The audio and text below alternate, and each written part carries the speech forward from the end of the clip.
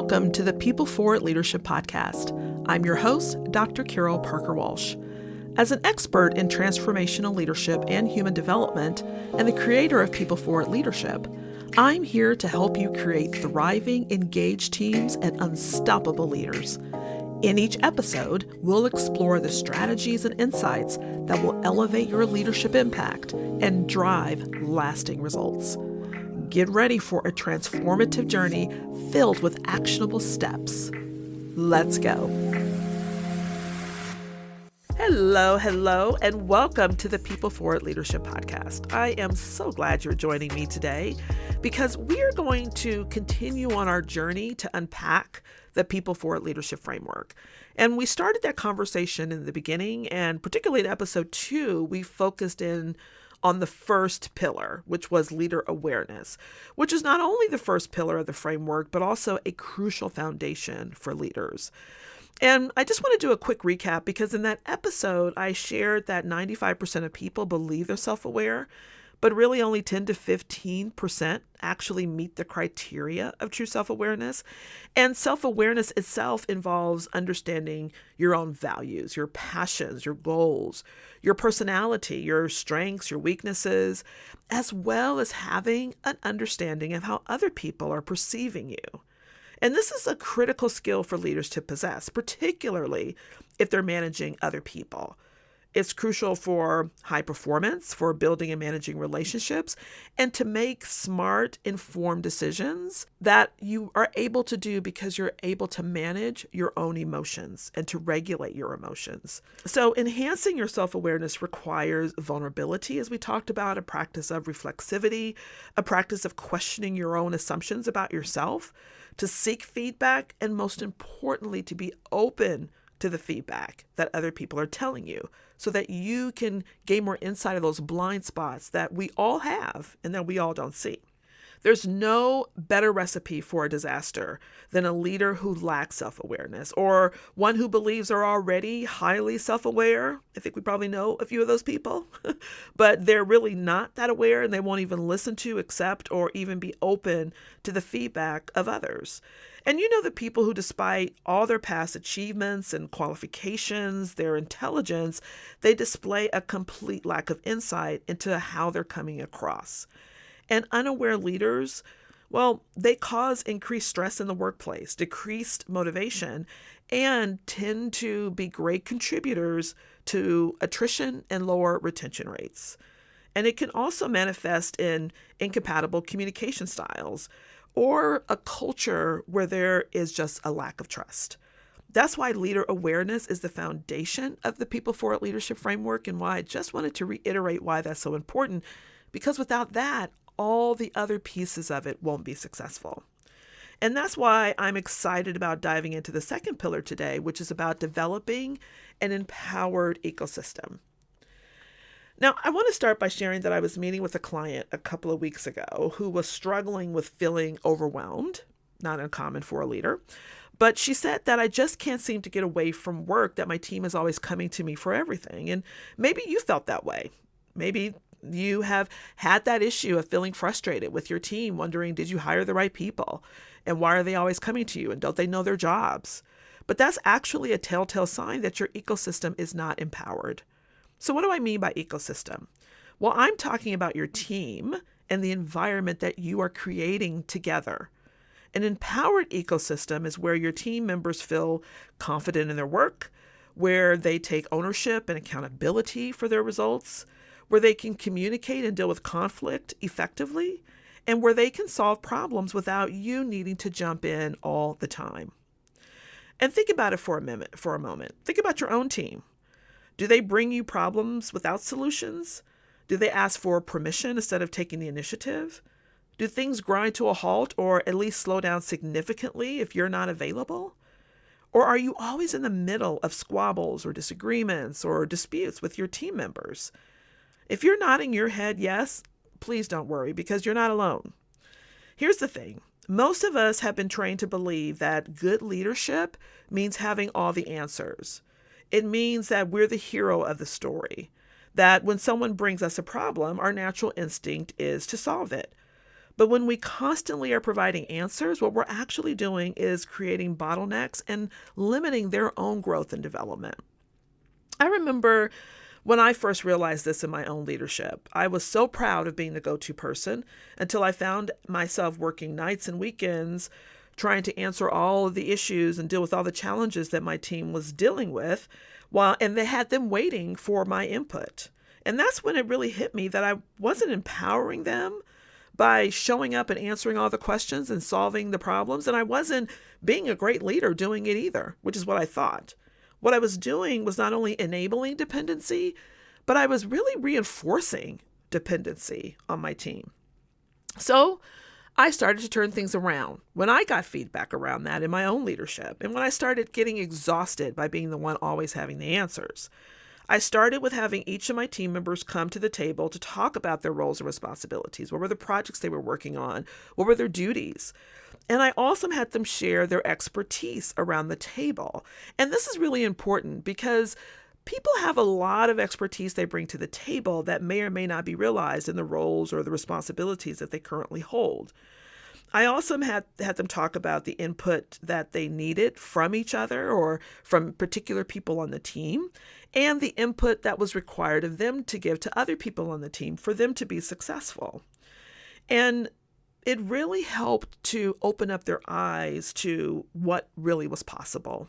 As everyone started to share, something amazing actually happened because they began to see opportunities for collaboration. They identified where they were duplicating efforts, and more importantly, they saw ways that they could solve problems without looking to me for the answers. They realized how they could actually kick me out of the process entirely. And I actually liked that, and I saw that as well. And they continued having 20-minute weekly pulse checks without me, and it was incredible. They were solving problems, they were coordinating efforts, and making decisions independently. And that's when I knew we were building an empowered ecosystem. Now, this is why leader awareness is so important, because the way you lead can sometimes reflect in your own blind spots. That was surely the case for me. And maybe you struggle with control issues or perfectionism. Maybe you believe nobody can do the job as well as you. These mindsets, they create barriers to building an empowered ecosystem. So how do you challenge this? Well, it starts with understanding how to effectively delegate and why that's so important. And I don't just mean assigning tasks. I'm talking about truly delegating authority and decision-making power. And let me share a quick story. I was working with a creative director who ran her own marketing agency. I was doing some coaching with her, and she was drowning in her work, overseeing every aspect of the marketing campaigns her team was creating for their clients. And she'd constantly make changes and suggestions throughout the entire process. She was very, very much hands-on.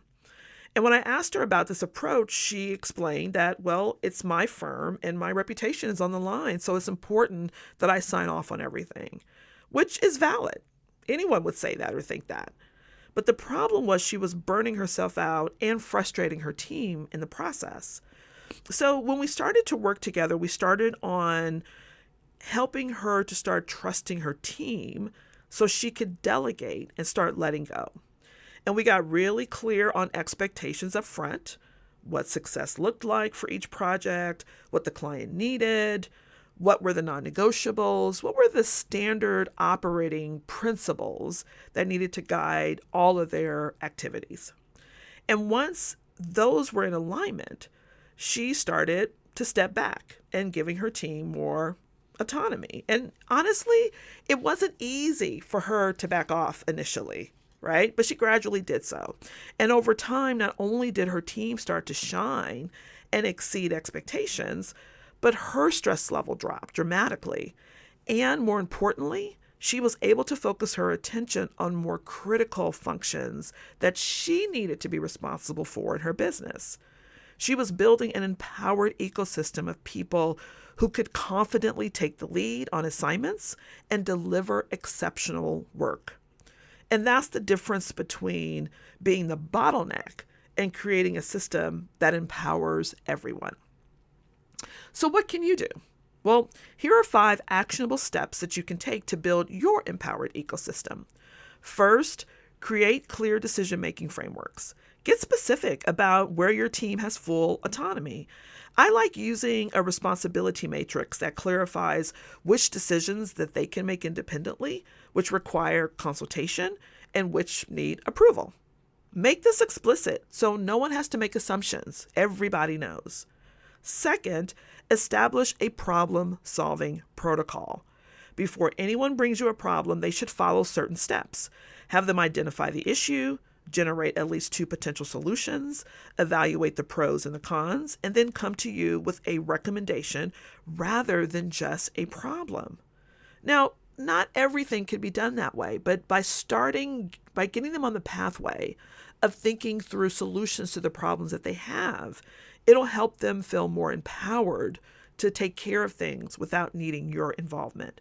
This simple protocol can honestly transform your interactions overnight. Third, focus on outcomes rather than methods. Be crystal clear about what success looks like, but give people enough flexibility on how they can achieve those results. Fourth, create practice opportunities. Look, for low-risk scenarios, let your team members exercise their judgment. Start small. Maybe it's letting them run a meeting or make a small budget decision. As their confidence grows, so can their autonomy and your comfort with letting go. Fifth, and this is crucial, manage your reactive thoughts. And this is where leader awareness becomes crucial. When you catch yourself thinking, oh, it's easier if I just do it myself, or I don't have the time to explain, take a beat, pause. These thoughts are red flags that you're about to undermine your ecosystem. Take a breath and ask yourself, is this a teaching opportunity? Having this level of awareness will help break these detrimental patterns. Teaching, if you create an environment where people can learn and develop, look for opportunities to teach them, not to tell them, and not to do for them. The ultimate goal here is self-accountability.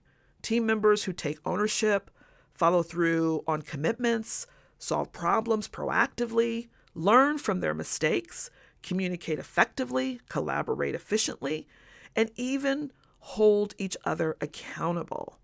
And that's a big one, because a lot of times team members don't feel they have the right or the responsibility to hold each other accountable. They're waiting for leadership to step in, even though they can actually step up, talk to a team member, share, this is what I thought we agreed to, and hey, we need to support each other. You want to create an environment where they're holding each other accountable in addition to holding themselves accountable. That's when you know you've created a truly empowered ecosystem. Now, this doesn't happen overnight. It takes consistent effort and clear communication. You'll need to be patient as your team learns, occasionally stumbles, or even low-key resist the whole process. But the payoff is enormous, not just in your time and sanity, but in your team's growth and in your organization's results. So let me leave you with just one challenge. This week, identify just one area where you can increase your team's autonomy. Maybe it's a decision you normally make that they can handle, or it's a problem they typically bring to you that they could and should know how to solve themselves. Create a simple framework, communicate your expectations, and then, and this is the hard part, step back and let them run it. Okay? Remember, your job as a leader isn't to be the smartest person in the room or to have all the answers.